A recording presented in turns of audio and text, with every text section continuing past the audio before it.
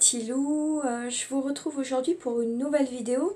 Alors aujourd'hui j'aimerais répondre à un mail que m'a fait Sarah, enfin un commentaire sous une vidéo, pardon, où elle disait qu'elle avait en fait de l'aloe vera en poudre et du lait de coco et en fait en poudre également, et qu'elle savait pas trop quoi en faire. Donc je fais une petite vidéo rapide en fait afin de lui répondre. Du coup, alors, l'aloe vera en poudre, c'est une manière de garder davantage l'aloe vera parce que quand il est sous forme de gel, sous forme de jus, il est assez sensible. Même si l'aloe vera en poudre, vaut mieux le garder au frais aussi. Donc l'aloe vera en poudre, c'est une substance qu'on va mélanger à une phase aqueuse pour obtenir un jus qui sera hydratant et qui va aussi contenir des minéraux, qui va aussi favoriser ce qui est l'élasticité de la peau, qui va favoriser son bon fonctionnement. Mais c'est surtout et avant tout un ingrédient hydratant. Le lait de coco en poudre, pareil, c'est quelque chose qu'on va mélanger à une phase aqueuse et qui va être nutritif. C'est surtout nutritif, rappelons que la coco, elle pénètre très bien la fibre capillaire. Donc ça peut être un bon deal dans ce cas-là de l'utiliser justement pour les cheveux. Donc je t'ai prévu, Sarah, 6 recettes à partir de ces ingrédients. Donc j'ai mon écran face à moi, hein, c'est pour ça que je ne tourne pas au même endroit que d'habitude. D'abord je vais te proposer une crème pour le visage, une crème peau normale. Donc je vais afficher là après la recette à côté de moi. Du coup, elle est toute simple, donc c'est 30 g d'huile végétale, 5 g de cire numéro 3 qui est la cire basique, 64 g d'eau ou d'infusion de guimauve. Et on va ajouter ensuite ta poudre d'aloe vera pour rendre le tout hydratant. Donc d'abord l'huile végétale, moi j'ai mis l'amande douce pour une peau normale, c'est très bien. Quelques petits indices pour une peau grasse plutôt, jojoba, noisette. Pour une peau déshydratée, davantage peut-être moringa ou encore coton. Pour une peau mature, plutôt figue de barbarie, prune ou argan. Qu'est-ce qu'on a encore? Pour une peau sèche, on peut aller vers des choses plus riches, comme par exemple de l'avocat. Hein. Voilà, en gros, hein, pour les types de peau. Du coup, l'huile végétale, tu l'auras bien compris, tu peux la changer en fonction de tes besoins. La cire numéro 3, donc ça c'est pour faire l'émulsion, hein, pour que la cire, l'huile et l'eau, pardon, se mélangent. Alors je t'ai mis 64 g d'eau, ça peut être un hydrolat aussi. Et là je suggère de mettre une infusion de guimauve. Donc ça veut dire que je vais mettre de la poudre de guimauve dans de l'eau, comme pour un thé. Je vais filtrer. Pourquoi la guimauve? Parce qu'elle donne de la douceur à la peau. Donc ça peut vraiment être intéressant. Ensuite tu vois, tu mets ta poudre d'aloe vera. Hein. On n'en met pas beaucoup. Mais du coup c'est hydratant et un conservateur. Donc ça c'est une petite recette toute simple. Ensuite, ce que je te propose, c'est encore plus simple, c'est 3 ingrédients seulement, c'est une brume hydratante et adoucissante. Là, je te propose de prendre de l'hydrolat de rose de mai qui est un apaisant.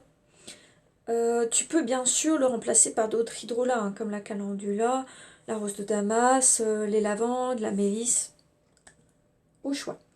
Tu rajoutes ta poudre d'aloe vera qui va rendre le tout hydratant et un conservateur. C'est tout simple et après tu te le sprays. Il n'y a pas besoin que tu le rinces. D'accord? Donc ça peut être quelque chose de tout simple.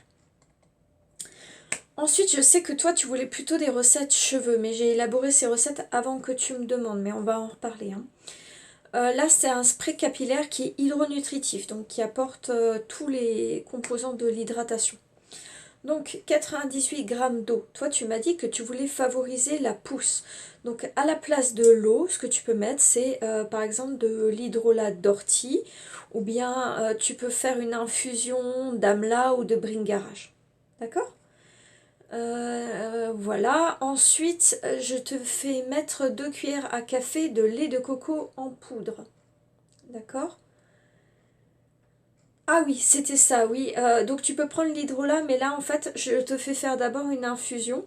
Donc tu mets 90 g d'eau, 2 cuillères à café de lait de coco, 0,5 g de poudre d'aloe vera. Tu mélanges le tout, tu filtres. Et après, tu peux ajouter, si tu veux, un gramme d'actif inul. L'inul, c'est pour lisser. T'es pas obligé. Ça, c'est si tu as envie. Si tu veux encourager encore ce qui est pousse, oui, ben c'est surtout utiliser, dans ce cas-là, c'est utiliser l'hydrolat d'ortie. Et si tu veux, tu peux mettre de l'actif Macavital, hein. Mais là, c'est plutôt un spray hydronutritif lissant, hein, mais on peut l'orienter pousse avec un hydrolat d'ortie ou avec la coco, tu mets de l'amla, hein. Là, je mets de la fragrance et du conservateur, hein. Le conservateur est obligatoire, la fragrance, tu fais comme tu veux. Ensuite, un masque minute, donc un masque qui ne se conserve pas, mais que tu peux mettre. Là, je t'ai dit de mettre du lait de coco, de l'aloe vera, de la moringa parce que c'est hydratant. Et là, je te dis de nouveau des hydrolats, donc de l'ortie pour la pousse, la baie de Saint-Thomas contre la chute, et le pamplemousse pour la brillance et patchouli si jamais tu as des pellicules. Par contre, tu peux mettre d'autres poudres si tu veux, et là tu as beaucoup de choix, parce que des poudres pour la pousse, il y en a beaucoup. Tu peux mettre, pourquoi pas, de la poudre d'amla, de la poudre de bringarage, de la poudre de fenouil grec. Tu peux aussi mettre, qu'est-ce qu'il y avait encore, de la poudre d'ortie. Tout ça, ça favorise la pousse, hein. Donc là, tu peux choisir, tu peux en mettre une ou plusieurs. Les quantités ne sont pas très importantes. Par contre, si tu mets plus de poudre, il faudra peut-être mettre plus d'hydrolat. Simplement pour équilibrer, d'accord? Une autre recette, c'est un masque capillaire cette fois que tu peux garder. Donc je te disais de mettre du conditionneur végétal. Donc ça, c'est l'émulsifiant, mais aussi c'est un démêlant. Là, je t'avais dit de mettre de l'huile végétale de Piki, mais si tu veux mettre pour la pousse, tu peux mettre des macérats d'amla, de bringarage, de l'huile végétale de fenouil grec, tu peux mettre de la moutarde, mais il faut en mettre en petite quantité, hein. D'accord? Pas que de la moutarde, hein. Tu peux mettre du ricin, bien entendu. Oui, l'avocat aussi, mais l'avocat, c'est assez riche, hein. Si tu mets de l'avocat, tu me disais que tu avais les racines qui graissent et les pointes sèches. À ce moment-là, c'est un masque qu'il faudra mettre que sur les longueurs, hein. Là, encore une fois, je te fais utiliser ta poudre d'aloe vera pour que ça aille bien. Bon, je te mets extra aromatique mangue, ça, tu choisiras, hein. Et un conservateur. Et une dernière recette que je pouvais te proposer, cette fois c'est un gel douche. Donc c'est tensioactif base consistante, de la base douceur. Et ensuite, ben, je te proposais une infusion que tu fais avec ton lait de coco, hein. Donc tu mets ta poudre de coco dans une casserole avec de l'eau, tu fais un peu infuser, tu filtres et tu mets tout ça après à la place de l'eau. D'accord? Tu rajoutes de nouveau ton aloe vera et ta fragrance. Tout ça pour dire l'aloe vera et la coco, donc c'est pour favoriser ce qui est hydratation et nutrition. On va beaucoup l'utiliser soit dans des masques directement pour la peau ou les cheveux, et là les quantités sont pas très importantes, juste l'aloe vera, peut-être pas en mettre trop, mais sinon ça peut être assez aléatoire en vrai. On peut le mélanger avec d'autres poudres, avec des hydrolats, et sinon si tu l'utilises pas en masque directement, bon, la poudre d'aloe vera, on peut la rajouter dans tout ce qui contient de l'eau, donc dans beaucoup de cosmétiques, hein.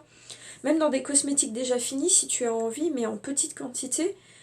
Mais sinon, ce sera beaucoup sous forme d'infusion. Le lait de coco, ce sera quasi tout le temps sous forme d'infusion, à moins que tu te fasses par exemple des shampoings poudre et que tu ajoutes le lait de coco dedans. Ça peut être utilisé par exemple du shikakai, de la Reta ou du SIDR, qui sont tous les trois des shampoings, et de mettre un petit peu de coco, un petit peu d'aloe avec pour faire son shampoing sec.